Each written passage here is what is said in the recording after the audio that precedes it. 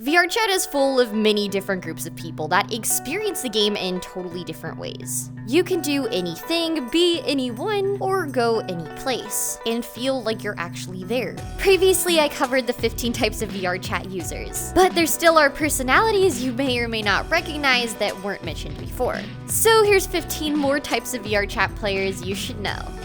Before we get started, a quick message in replacement of a video sponsor. You might notice my new 2.0 look debuts today. It's a big but very needed change. My modeler Mari did an amazing job sculpting it for VRChat from scratch, along with Tron Exelon, who did the custom shader work. They both did an absolutely fantastic job, so please check them both out. Today I'm launching a plushie campaign to celebrate, which has a detachable headset and controller based on the new look. She's the perfect mini companion for virtual adventuring, so check out the pre-order in the description to make sure it gets made. And of course, if you're interested in connecting with me and the community outside of just videos, there's a meetup in VR to celebrate, so come join this or other future events in our Discord. Starting with the most requested type of player from the last video is the VR sleeper. If you've ever been to one of those VR sleeping worlds before, you've likely seen a full-body user awkwardly crunched up in the corner, dead quiet, because, as you'd imagine, they came to this world to fall asleep in their VR headset. Sleeping in VR isn't exactly comfortable, but some people prefer sleeping in virtual reality because they can cuddle with other users, or they just straight up spend so much time in VRChat that they really do not want to leave. It's not uncommon to see people do this in public instances of random worlds too, but the first time you wander into an instance of rest and sleep, don't be surprised when you walk in and have people actually sleeping there 8 hours before their 9 AM work alarms go off. Next is one of the unavoidable interactions everyone will have in VRChat, but no one seems to talk about, which are the Kermit Voicers. Yes, I'm talking about those dudes, who are the same ones you know in real life, that go into VRChat to put on some kind of weird variation avatar of Kermit the Frog just to have full conversations, hours long, completely in character. I am not kidding. If you spend any long amount of time in VRChat, you will talk to one of these people. I think because Kermit is one of the easier and more recognizable characters out there to do an impression of, combined with the fact there's an ungodly amount of absolutely bizarre and hilarious Kermit avatars you can find, so it all kind of comes together. But it's also pretty funny when you end up in a deep philosophical conversation with a thick with 2 C's Kermit for an hour, and half of them without ever breaking character.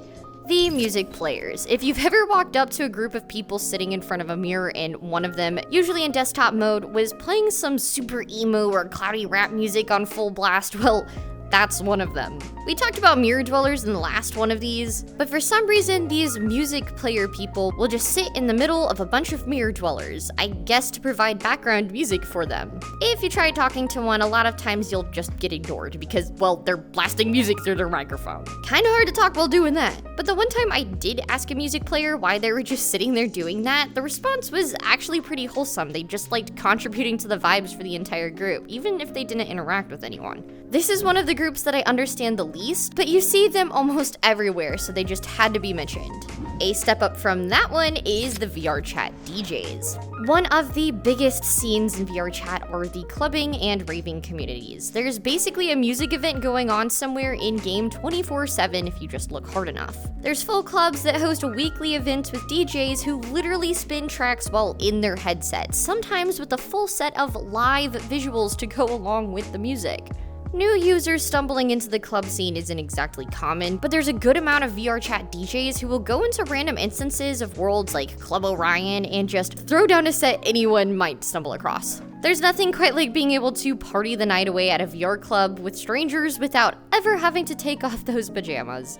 Now here's a 2-part stereotype: Eboys and Egirls. Starting with Eboys. Eboys will usually walk around in these big beefed up guy avatars decorated in flashy lights, shiny chains, glowing tattoos, and, well, you get the picture. Sometimes these dudes are super chill and just out here vibing brah, while other times they have a reputation of being, well, full womanizers. E-girls, on the other hand, are known for running around in a decked out, skimpy female avatar with large, assets, and as you can imagine, are always followed around by their parade of e-boy pursuers. Both stereotypes mainly have to do with the types of avatars they use, which are always poor performance ranked. But the stereotypical e-boy, e-girl personalities are also associated with a lot of the typical boy-girl drama as well. Maybe VRChat can make people a little too confident, but the avatars are really fun to express yourself in, so I can't blame anybody for being an e-person. Let's talk about noobs. VRChat noobs are usually players who are there for the first time and have the visitor level trust rank.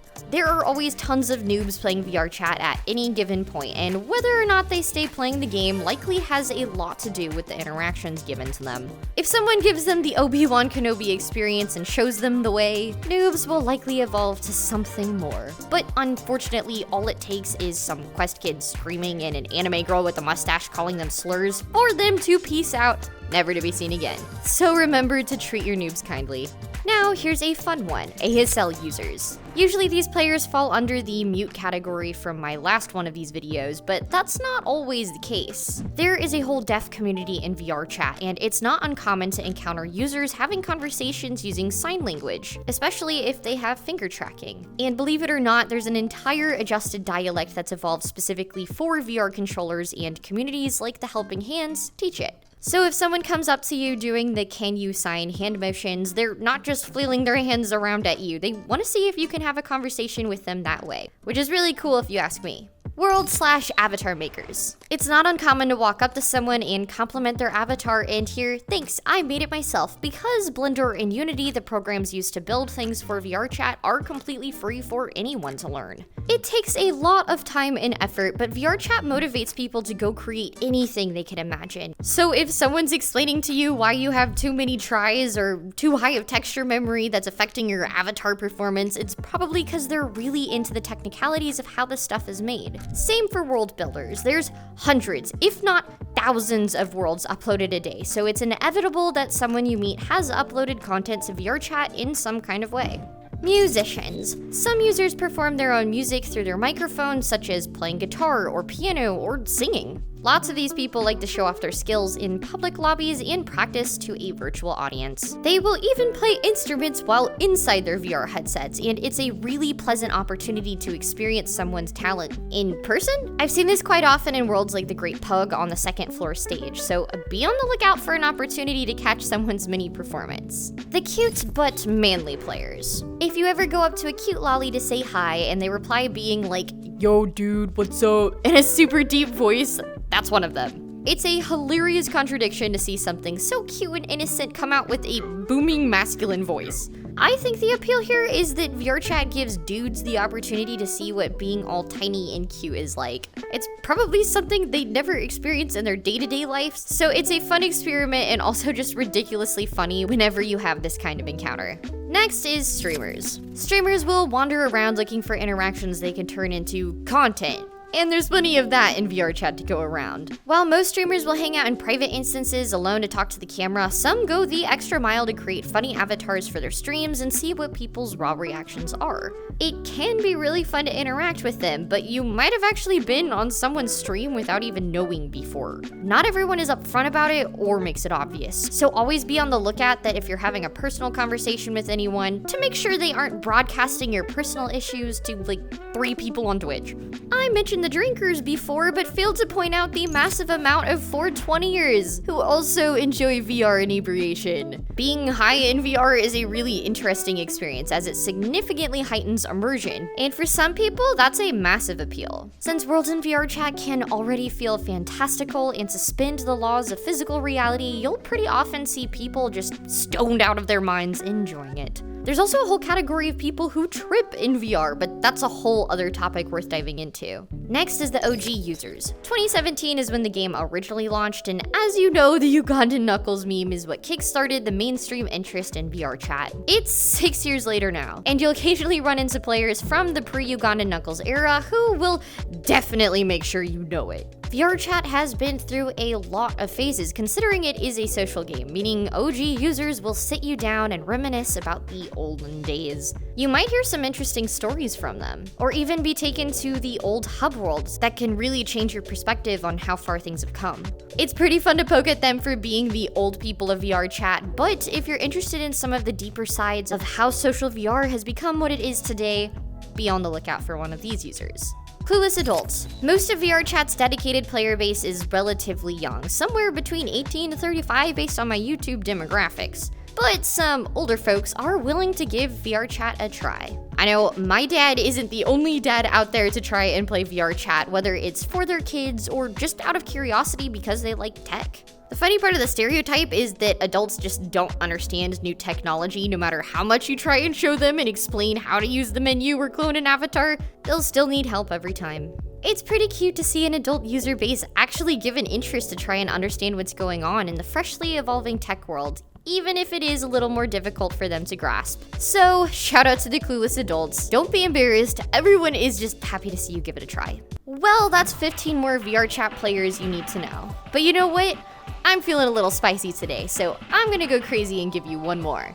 The final user, the Escapist. Let's face it, VR is addictive, especially if you're discontent with your IRL life. VRChat is an escape from reality. It can be better than what you face in the physical world in every way. It's your entire social life. It's where you sleep, eat, you party there. All your friendships are in VR, and you like your virtual body more than your real one. To the point you might not be able to face yourself in the mirror anymore.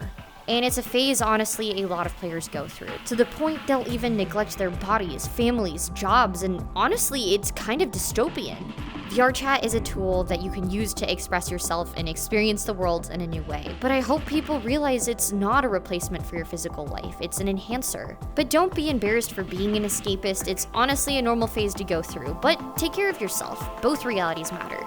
Thanks so much for watching. Let me know in the comments what type of player you are, and like and subscribe for more videos just like these. Of course, shout out to all my Patreon members that allow any of this to happen, especially to the virtual VIPs, Black Amethyst, Dutchman101, James Bond's Cool, Kaimes, MJR117, Nair, Rai6003333, Snake8head, Cernith, Third Eye, Sali, and Yamazakura. And Penny.